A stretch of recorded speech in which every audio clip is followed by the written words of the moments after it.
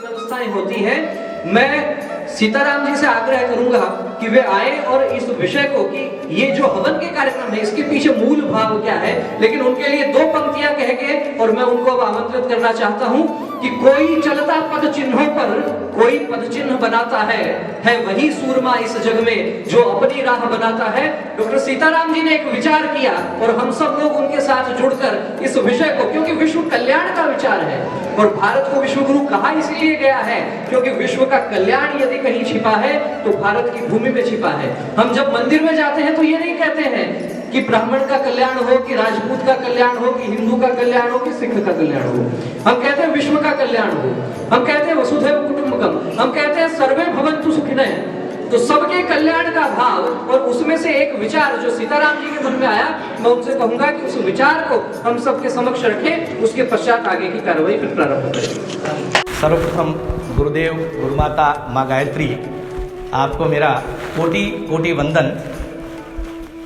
मैं आज बहुत प्रसन्नता महसूस कर रहा हूं कि पहला ही कार्यक्रम हमारा सफलता से भी बहुत परे ऊपर जाकर के कार्यक्रम हुआ है और उसके लिए आप सब दिल से मेरा धन्यवाद है, क्योंकि समय बहुत महत्वपूर्ण है और इस महत्वपूर्ण समय में से समय देकर के आपने यहाँ पर और इस कार्यक्रम को सफल बनाने में अपना सहयोग दिया है। इसके लिए मैं सबसे पहले आप सबका धन्यवाद अदा कर देता हूँ। मैं अपनी बात प्रारंभ करता हूँ उससे पहले एक कहानी से मैं शुरुआत करना चाहूँगा, क्योंकि वो कहानी है वो बहुत सटीक है हमारे आज के वातावरण के लिए। एक बहुमंजिला भवन का निर्माण कार्य चल रहा था, 5-7 मंजिल थी, उसका निर्माण कार्य चल रहा था और सबसे ऊपरी मंजिल पर ठेकेदार खड़ा हुआ था।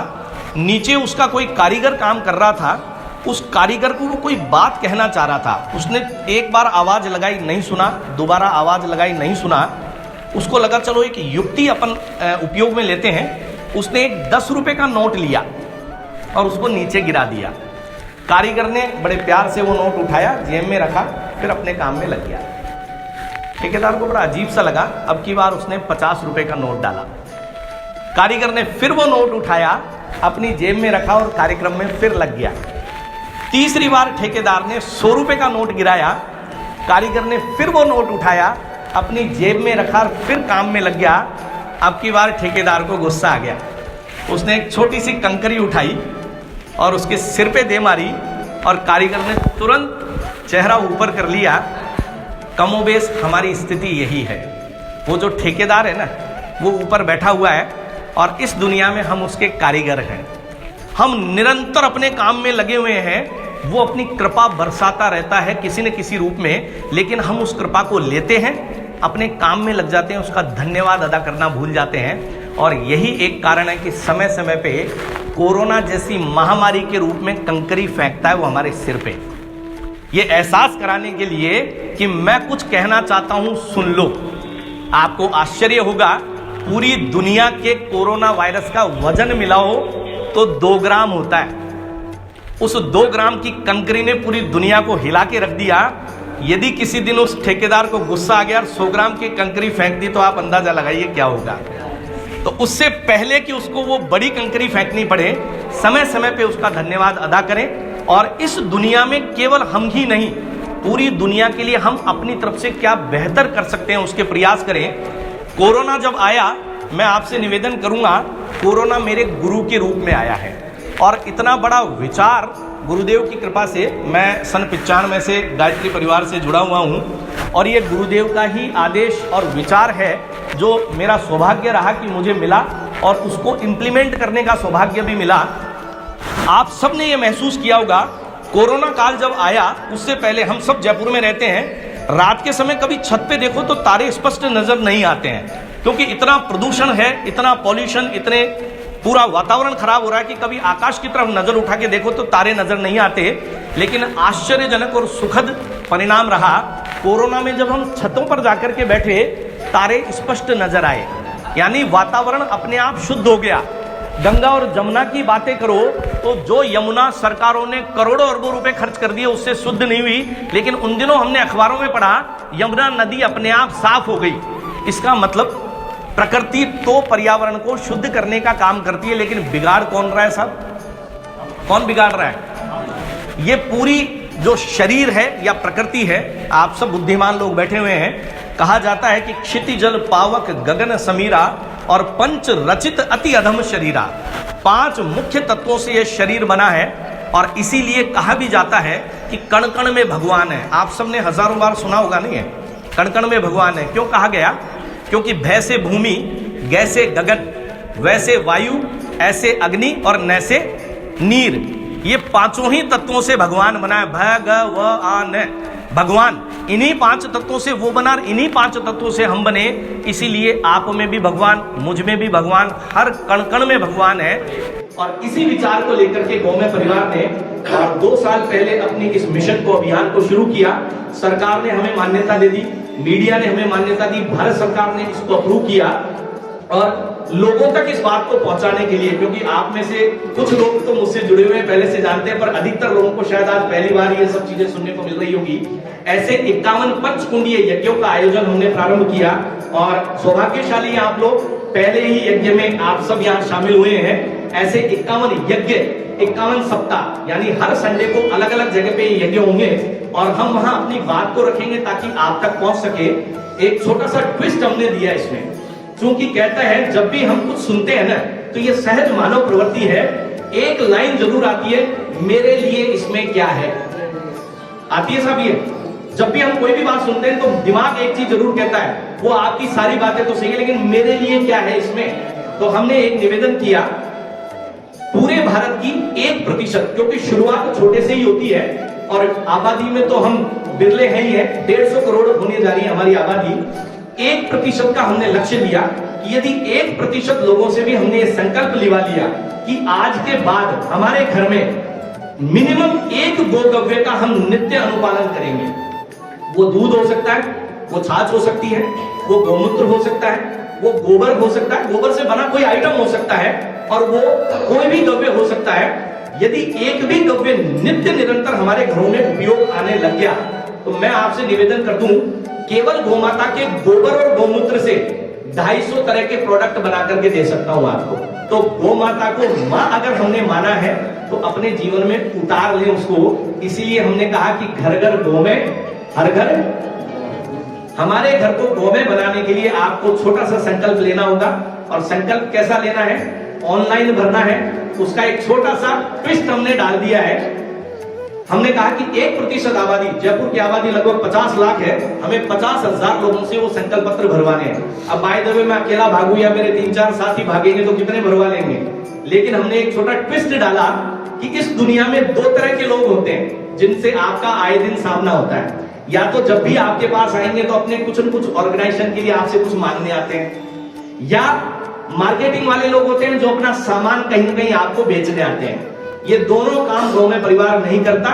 यदि हम आपके पास आए हैं तो आपसे कुछ मांगने नहीं, आपको कुछ देने आए हैं। वो क्या देना है वो भी अभी बताऊंगा।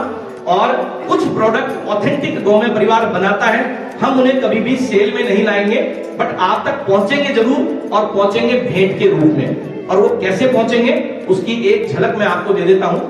संकल्प पत्र जब भी भरवाने हैं, ये अभी हम नवरात्र के दिन लॉन्च कर रहे हैं। वैसे तो ऐप बन गया, लेकिन 2 तारीख से नवरात्र प्रारंभ हो रहे हैं, नया अपना प्रतिपदा वर्ष प्रारंभ हो रहा है, उस दिन लॉन्चिंग हो जाएगी। तो आप ये 3 नंबर नोट करके रख लीजिएगा। इन 3 नंबरों से आप कभी भी संपर्क कर सकते हैं, वो आपको पूरी व्यवस्था बता देंगे कि उसमें आप कैसे सम्मिलित हो सकते हैं। संकल्प पत्र हमें 50,000 परिवारों से भरवाने हैं।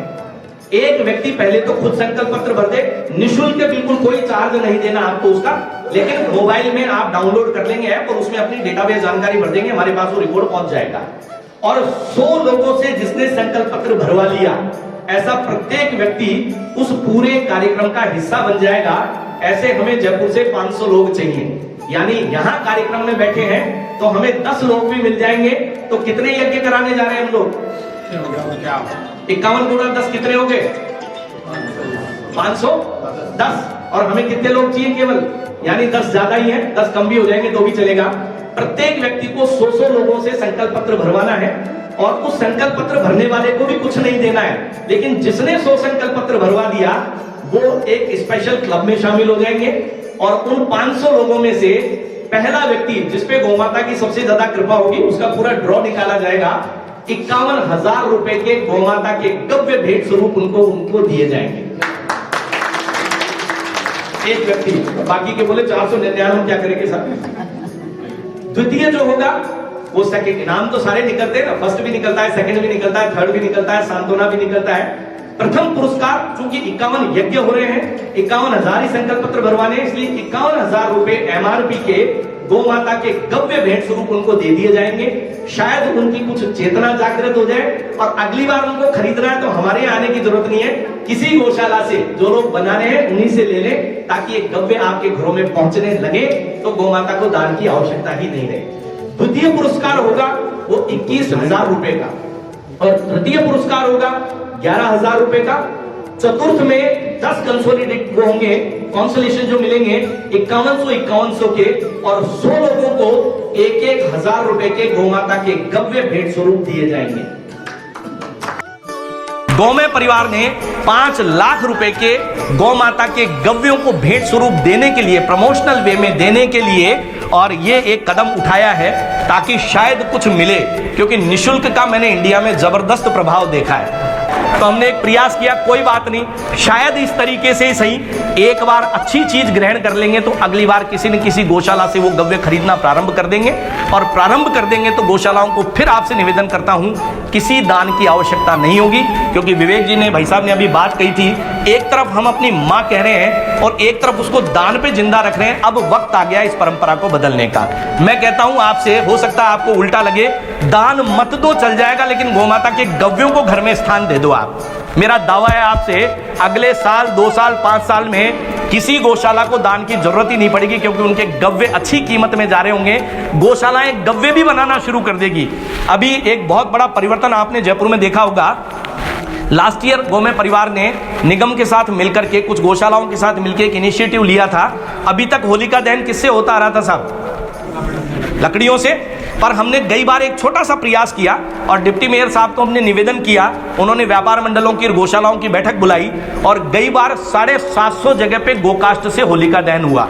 इस बार हमने, वो 7 ही दिन का एफर्ट था, इस बार हमने 1 महीने पहले ही वो प्रयास शुरू कर दिया और उसका रिजल्ट रहा 2000 से ज्यादा जगह पे गोकाष्ठ से होलिका दहन हुआ है साहब। यानी 2000, एक होलिका दहन में सामान्यतः 1 पेड़ लग जाता है, 2000 पेड़ों को कट करके जलने से बचा लिया। उसके लिए हम नहीं, आप जैसे बुद्धिजीवी बधाई के पात्र हैं। बोलिए एक बार जोर से, गायत्री माता की जय, गुरुदेव की जय, वंदनिया माता जी की जय, गौ माता की जय, और आप सभी सनातन प्रेमी भक्तों की भी जय।